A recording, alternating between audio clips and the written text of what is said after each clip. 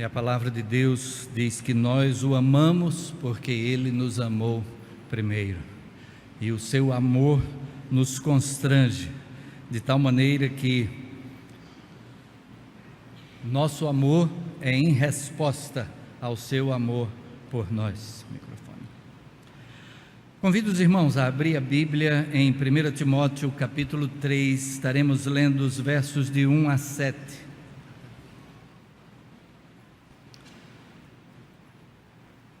1 Timóteo capítulo 3, versos de 1 a 7. Gostaria de compartilhar com os irmãos nesta noite, no tema investimento de valor com retorno garantido. Eu acabei de falar de finanças, mas não é esse tipo de investimento de que estaremos tratando agora.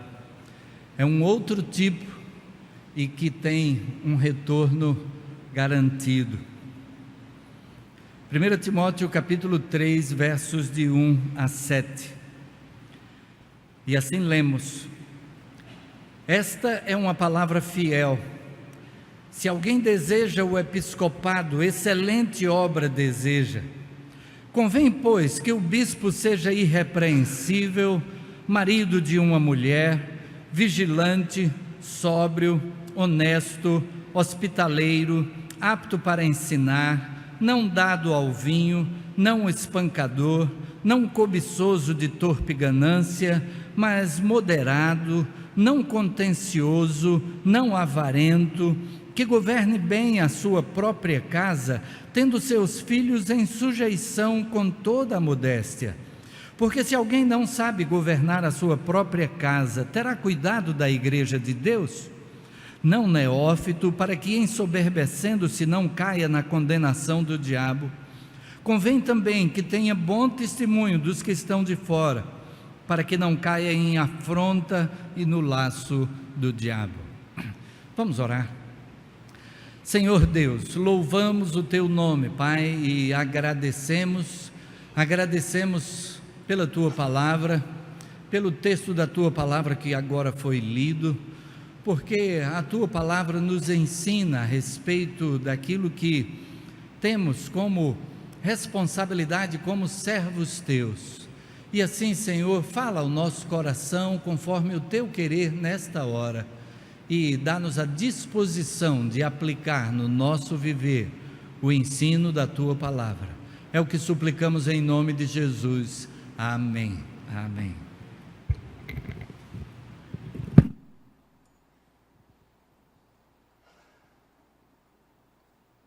Esse texto fala a respeito da responsabilidade pastoral. O apóstolo Paulo está escrevendo a Timóteo e ele apresenta quais as características, as qualidades daqueles que possam exercer função de liderança na igreja. E ele apresenta nesse texto a responsabilidade para com aquele que assume o ministério pastoral, que aqui é retratado como o episcopado, aquele que tem a supervisão sobre os seus irmãos, aquele que sendo igual aos demais, mas assume por um chamado de Deus a responsabilidade do acompanhamento, de estar junto, de ajudar na caminhada, de ensinar a palavra. O que aqui é dito é porque esses que estão em posição de liderança, eles devem ser exemplo para os demais, para que os liderados possam agir de maneira semelhante, para que os liderados possam também aplicar aquilo que é requerido destes que estão em liderança. A palavra então que o apóstolo Paulo traz aqui para Timóteo a respeito desses que têm a aspiração ao episcopado, é uma palavra que serve para todos nós. Nós estamos no mês da família, e então desse texto eu gostaria de extrair alguns aspectos que dizem respeito à família. Aqui nesse texto nós encontramos no versículo 2 que deve ser marido de uma mulher. No versículo 4 que governe bem a sua própria casa, tendo seus filhos em sujeição com toda a modéstia. E o texto até apresenta no verso seguinte, o verso 5, porque se alguém não sabe governar a sua própria casa, terá cuidado da igreja de Deus. Neste argumento nós entendemos que aquilo que nós queremos fazer para Deus tem os seus pré-requisitos. Aquilo que nós desejamos realizar em obediência à responsabilidade que Deus coloca sobre nós ao nos entregar a grande comissão, que é pregar o Evangelho a toda criatura, é ensinar a obedecer todas as coisas que Ele tem mandado. Então, isso tem pré-requisitos, e dentre esses pré-requisitos está o cuidado e a atenção com a família. O escritor aos Hebreus vai nos lembrar que na nossa corrida cristã, nós precisamos ter os olhos fitos em Jesus, autor e consumador da nossa fé. Eu gostaria de fazer algumas associações de posições assumidas pelo Senhor Jesus e que têm a ver com aquilo que precisamos ter em relação à família. De que forma Jesus agiu com os seus discípulos, com as multidões, e de que maneira isto se aplica à maneira como precisamos agir em relação também à família.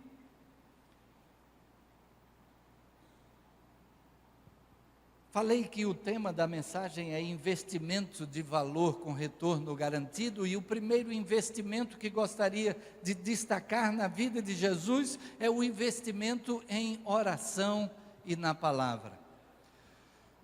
Com respeito à palavra, a gente tem que o Senhor Jesus, desde os 12 anos de idade, que já tinha isso como prioridade na vida.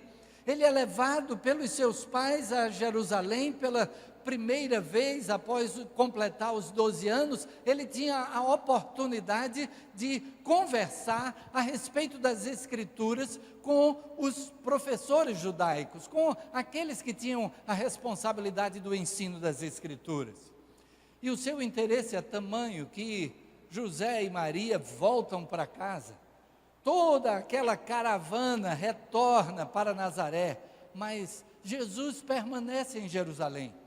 Ele permanece em Jerusalém conversando a respeito das Escrituras. E 3 dias depois, então, quando seus pais o encontram, ele diz: por que me procuráveis? Não sabias que eu tinha de tratar dos negócios do meu pai? Jesus então deu prioridade às Escrituras, ao estudo das Escrituras, de estar entendendo qual é o ensino que vem da palavra de Deus. Os professores daquele tempo ficavam admirados daquilo que Jesus tratava e das suas respostas. Mas ele também deu máxima atenção à oração. E a gente vai ver que Jesus, no início do seu ministério, logo após ser batizado, ele vai para o deserto e passa 40 dias em oração. E o seu interesse naquele momento ali é tamanho. E eu fico imaginando aquilo que estava havendo ali de diálogo dele com o Pai. Ele em oração, perguntando ao Pai tudo aquilo que seria necessário para o exercício do seu ministério. E o Pai então revelando passo a passo tudo o que era necessário, ao ponto de que quando Satanás vem e diz: olha, para um pouco, você está com fome, você precisa comer, interrompa um pouco esse momento de comunhão com Deus, transforme essas pedras em pães.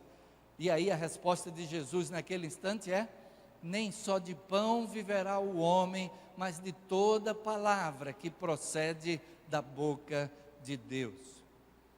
Ele estava ali em comunhão com o Pai, em oração, colocando diante de Deus todo o ministério que haveria de cumprir.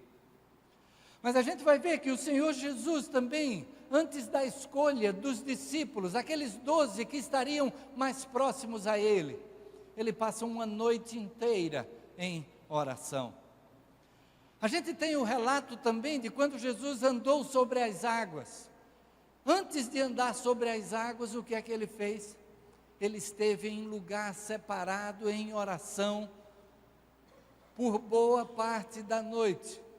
Quando ele chega junto dos discípulos caminhando sobre as águas, ele que tinha iniciado aquele período de reclusão em oração desde o início daquela noite, o entardecer do dia anterior, e o texto bíblico diz que já é a quarta vigília da noite. A quarta vigília da noite começava no que a gente tem hoje como 3 horas da manhã. A noite dividida em 4 partes de 3 horas, e então estava já na última parte da noite. Ele passou aquele tempo em oração. E na noite em que ele foi preso, depois de ter aquele momento da Páscoa com os seus discípulos, onde ele instituiu o que chamamos a ceia do Senhor, ele se retira para o Getsémani, e ele ali está em oração. Quanto tempo ele ficou ali não sabemos exatamente, mas sabemos que o primeiro momento de oração, quando ele volta para encontrar os seus discípulos, a quem ele havia pedido que estivessem próximos a ele e orassem por ele, porque a sua alma estava muito angustiada, ele encontra os discípulos dormindo e ele diz: nem uma hora pudestes velar comigo? Aquele primeiro momento foi de pelo menos 1 hora. Mas Jesus voltou segunda vez, e ao retornar para os discípulos, estavam dormindo novamente, e ele volta a terceira vez. E então o que é que Jesus faz na véspera daquele dia, que seria o seu martírio, a sua morte na cruz? Ele está em oração. Qual é o primeiro investimento que podemos ter a respeito das nossas famílias? Oração. Estarmos em oração cotidiana por cada membro da família, por aquilo que se apresenta como desafios, como oportunidades, como escolhas, profissão, casamento, emprego, lugar onde morar e, principalmente, no reconhecimento do amor de Deus, para entender que Deus nos ama ao ponto de enviar Jesus para morrer na cruz em nosso lugar, para que nós pudéssemos ter perdão, salvação, vida eterna. O primeiro investimento que podemos ter é em oração, pedindo sabedoria, discernimento, proteção, bênção sobre os filhos, o cônjuge, toda a família. Mas precisamos de investimento também em amor intencional. Às vezes o amor é tido nos nossos dias como algo que tem talvez uma inteligência própria.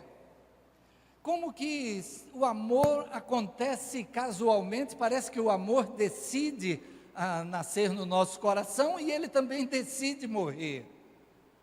Mas o exemplo que Deus nos dá do seu amor é do amor intencional. O versículo chamado versículo de ouro da Bíblia é João 3,16. Vamos tentar dizê-lo? Porque Deus amou o mundo de tal maneira que deu seu Filho unigênito, para que todo aquele que nele crê não pereça, mas tenha a vida eterna. Deus amou o mundo de tal maneira que enviou o seu Filho.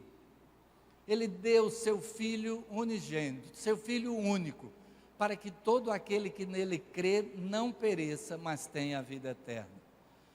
E o apóstolo Paulo vai dizer que essa é a maior prova do amor de Deus, porque a maior prova é alguém dar a sua vida por alguém.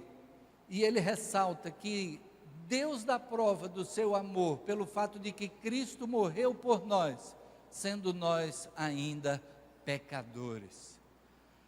O amor de Deus é intencional, o amor de Deus não foi por merecimento, não foi porque nós merecêssemos esse amor. Estávamos na condição de pecado, desobediência, fazendo coisas que desagradam a Deus, não estavam no propósito de Deus para nós, mas ainda assim Ele nos amou ao ponto de enviar o seu Filho. E em família, como deve ser o amor? Também desta forma intencional. Porque o amor é como uma planta que a gente tem a possibilidade de cultivar. Se alguém deixa um vaso de planta num canto esquecido, e ali não coloca água, não coloca para tomar o sol, não afofa ali a terra, não coloca um adubo, o que é que vai acontecer com aquela planta? Aquela planta vai murchar, vai secar. E de repente o que era uma planta frondosa, de repente restou somente ali um graveto.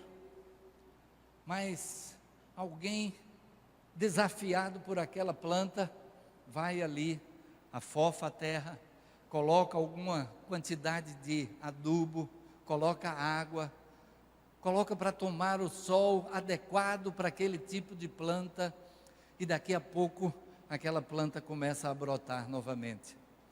Aquela planta começa a mostrar as suas folhas e as flores, e se é uma árvore frutífera, dentro de algum tempo poder ter os frutos. O amor intencional, a exemplo daquilo que Deus fez em nosso favor. E então pode ser que depois de alguns anos de relacionamento conjugal, aí as pessoas vão se acostumando àquela rotina de vida, e vão permitindo que essa planta chamada amor possa estar num canto meio esquecida, como se a alimentação do relacionamento fosse automática. Mas o propósito de Deus é de que possamos expressar esse amor intencional. Eu decido amar, e no momento que eu decido cultivar essa planta, eu vou buscar o melhor para aquela planta. Eu vou fazer aquilo que estiver ao alcance para que aquela planta possa receber de mim sempre o melhor. Mas a gente pode olhar para a planta e dizer, mas essa planta não merece, ela está feia, ela está seca.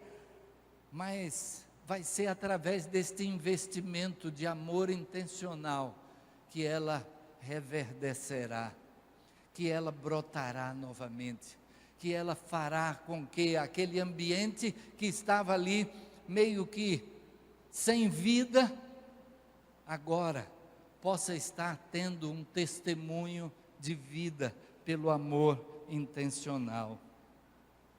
Investimento também de tempo. Os discípulos tiveram um investimento de tempo da parte do Senhor Jesus. Ele separou 12 para que estivessem com ele, e muito provavelmente alguns deles, pelo menos, tenham convivido com Jesus por cerca de 3 anos e meio. E durante aquele tempo, o Senhor Jesus estava com eles diariamente, eles estavam juntos o tempo todo. O Senhor Jesus entregou a eles uma missão, e eles foram capazes de desempenhar esta missão, porque receberam de Jesus a orientação, o exemplo, o ensino, e quando Jesus foi para o céu, eles estavam prontos. Precisamos investir tempo na nossa família.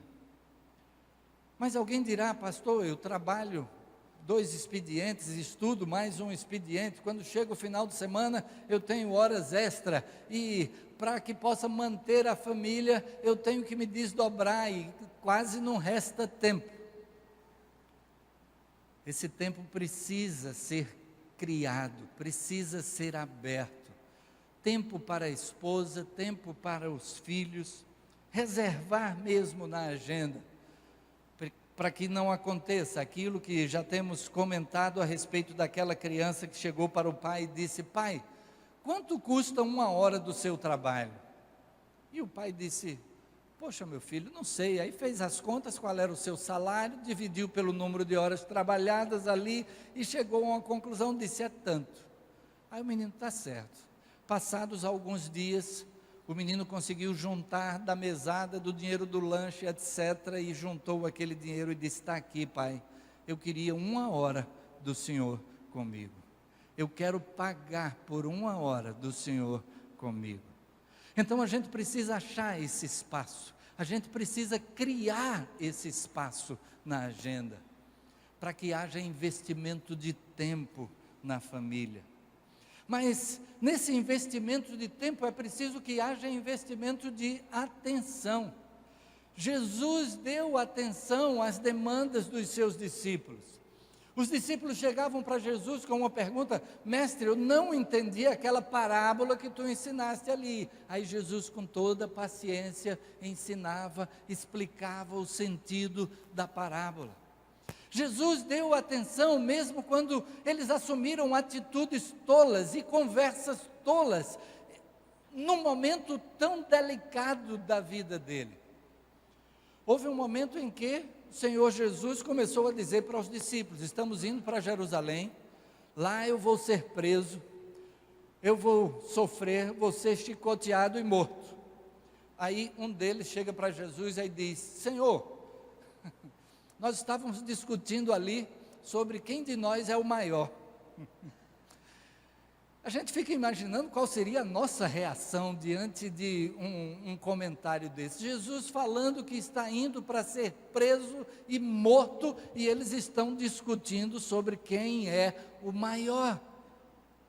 E aí Jesus, com toda paciência, diz: olha, nas coisas deste mundo, os maiores são aqueles que têm autoridade sobre os demais, mas nas coisas do meu reino, o maior será aquele que sirva, o maior será aquele que está disposto a prestar o apoio, a caminhar mais uma milha, a se desdobrar em prol do outro.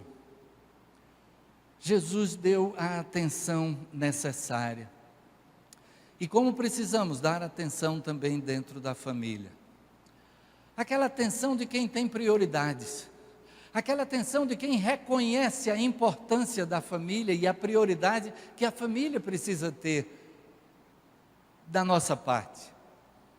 E é de repente aquele momento em que o pai está conversando com adultos e a criança chega e começa a puxar ali na calça, né? E para a criança, ela tem um assunto muito importante para conversar com seu pai. E fica mexendo e o pai não para de falar com o adulto: papai, papai, e o pai, até que o pai diz: menino, me dá um tempinho, para com isso. E aí quando a resposta vem, é uma resposta de reprimenda, de recriminação. Para mesmo, pai. Para o que está falando com o adulto e dá atenção à criança. Claro, vai haver momentos em que a gente vai precisar dizer: filho, espere só um pouquinho, enquanto eu termino um assunto muito importante. Mas no mais das vezes, se a gente para por 10 segundos, a gente tem aquilo que está sendo tão importante para o filho, e a gente lhe traz a resposta adequada, e a gente pode continuar na conversa que a gente vinha. A atenção para o cônjuge, de repente parar o que está fazendo. Pode ser que você seja um aficionado do videogame, ou você esteja assistindo um vídeo. Se ele tem um pause, né? Então dá um pause ali e atende aquilo que está sendo necessário. Dá atenção, para ouvir. Sendo possível, para o que está fazendo e ouve. Jesus deu atenção, mesmo nos momentos mais difíceis, aos seus discípulos. E gostaria de destacar ainda o carinho necessário na família. Alguém já disse que nós precisamos de abraços, nós precisamos de expressões de carinho. Alguém já disse que uma criança, para ter a sua autoestima bem equilibrada, ele precisa de pelo menos 5 abraços por dia. 5 abraços por dia. E então, e os adultos? Creio que também. Alguém já disse que a hora do abraço é a hora de recarregar as baterias, né? Quanta energia a gente transmite num simples abraço. Ah, pastor, mas e o Senhor Jesus Cristo? O que é que o senhor disse que ia falar a aplicação do que Jesus fez? João capítulo 12, versos 32 e 33 diz: E eu, quando for levantado da terra, todos atrairei a mim. E dizia isto, significando de que morte havia de morrer. Jesus morreu de braços abertos, representando exatamente que Ele nos acolhe, que Ele nos abraça, que Ele nos recebe. E precisamos fazer isto, demonstrar isto na prática, fisicamente, com a nossa família. De podermos ter tempo de abraçar os filhos, de alimentá-los com o acolhimento.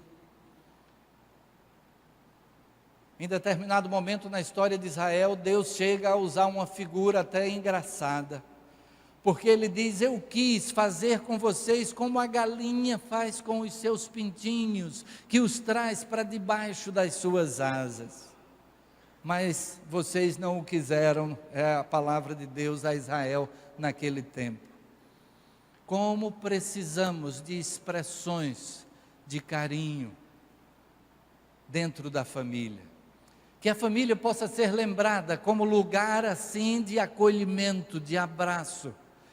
Que os nossos filhos saibam que o que quer que aconteça na vida, haverá sempre um lugar onde o acolhimento será certo, onde o acolhimento terá lugar em quaisquer circunstâncias. E de podermos então demonstrar, através do abraço, o investimento que desejamos fazer na nossa família. Eu gostaria de colocar aqui um apêndice nesta meditação. Um apêndice a respeito de um risco que a família corre. E um risco que nos dias de hoje parece ser ainda maior. Existe um livro bastante antigo, eu creio que está inclusive esgotado nas livrarias, mas ainda é possível, se procurar na internet, provavelmente consegue encontrar alguma cópia antiga ou talvez PDF. O título do livro é O Mito da Grama Mais Verde, J. Alan Petersen. Este livro fala a respeito daquela ideia que se tem de que a grama mais verde é a grama do vizinho, de que as coisas que o vizinho tem são melhores do que as coisas que nós temos. As coisas que o vizinho tem parecem invejáveis. E quando aquilo que nós temos é aquilo que nos serve, aquilo que nós temos é aquilo que tem lugar na nossa vida. Eu poderia usar como exemplo algo que acho que já compartilhei na igreja, de quando os nossos filhos eram meninos ainda e a gente andando na rua de carro, e eu tinha uma Marajó que tinha 15 anos de fabricação, e às vezes eles viam passar um carrão, né? Aqueles carros mais modernos e tal, olha aquele carro ali. Aí eu de brincadeira dizia: sabe o melhor carro do mundo qual é? É uma Marajó 82 branquinha. E aí eles: ô papai e tal. Mas aí eu dizia: é porque aquele carrão não leva a gente para lugar nenhum, mas essa Marajó aqui é a que leva a gente para todo lugar. E a gente viajava, e eu morava no interior, e a gente viajava aqui para Recife, para outros lugares, e a Marajó sempre dando conta, de vez em quando, né? Poucas vezes deixou na estrada, mas sempre dando conta. Nem sempre a gente precisa aquilo que o vizinho tem. E em se tratando de família, a gente não sabe o trabalho que o vizinho tem com a grama dele. A gente não sabe as formigas que aparecem ali naquele jardim. A gente não sabe a dificuldade do vizinho. E o que Deus quer para nós, e quando Ele estabeleceu que o casamento deve ser para a vida toda, e quando eu falo isso, eu destaco que pode ser que você esteja já num segundo casamento, terceiro talvez, e o que importa para Deus é de que daqui para frente você possa estar assumindo esse compromisso de investimento. Um compromisso de investimento que faça com que o seu casamento seja tão bom, a sua família é tão boa, que você não vai nem pensar em querer algo diferente. E de que a grama mais verde que possa aparecer, você possa saber que aquela grama ali, muito provavelmente, está bichada. Você talvez veja uma outra pessoa e essa outra pessoa parece maravilhosa aos seus olhos, mas você está vendo, na hora que aquela pessoa está, talvez no ambiente de trabalho, talvez no ambiente de escola, talvez no ambiente onde você passeia, ou na academia, mas você não sabe o outro lado da moeda, você está vendo só um lado da moeda. E a melhor coisa é a gente ir avançando no tempo e poder estar no conhecimento cada vez maior a respeito do outro. E Deus tem nos dado o desafio do conhecimento. E aí talvez você possa dizer assim: ah, pastor, mas eu já conheço de sobra, estou careca de conhecer. Não está. Se estivesse, estaria agindo de acordo para que pudesse ter o melhor resultado desse relacionamento. Deus criou homem e mulher muito diferentes. E a princípio eu ficava me perguntando por que é que Deus, na criação, fez o homem e a mulher tão diferentes. Até que pude entender que é porque no casamento a gente tem a oportunidade do desafio de conhecer o outro cada vez mais. Você nunca conhece o suficiente. E então, de você continuar descobrindo, continuar investindo do seu tempo, da sua atenção, do seu carinho, da sua oração, para que no conhecimento o relacionamento esteja cada vez melhor. E alguém pode dizer: pastor, o senhor está falando tudo isso aí a respeito de família, mas eu moro só, como é que eu fico nessa história toda? Tudo que se aplica ao relacionamento familiar se aplica nos demais relacionamentos humanos. De você poder investir tempo nas pessoas com quem você cultiva uma amizade, de você poder orar por aquela pessoa, de você então poder aplicar esses princípios da melhor forma possível, adequando-os à medida da necessidade. Recomendo esse livro, O Mito da Grama Mais Verde, para todos os casais, pelo menos todos os casais. O relacionamento conjugal foi usado como uma figura do relacionamento que Deus quer ter conosco. O apóstolo Paulo fez a comparação entre marido e mulher, com a comparação entre Cristo e a igreja. Como está o seu relacionamento, em primeiro lugar, com Deus? Como está sua aproximação com Ele? Se a gente falou aqui de oração, se a gente falou aqui de tempo, de atenção, como está isso em relação a Deus? De que forma precisamos incrementar esse cultivo do relacionamento com o nosso Pai do céu? Precisamos então investir no relacionamento com Ele. E precisamos investir no nosso relacionamento com a família. Baixe sua cabeça, feche seus olhos, nós vamos orar.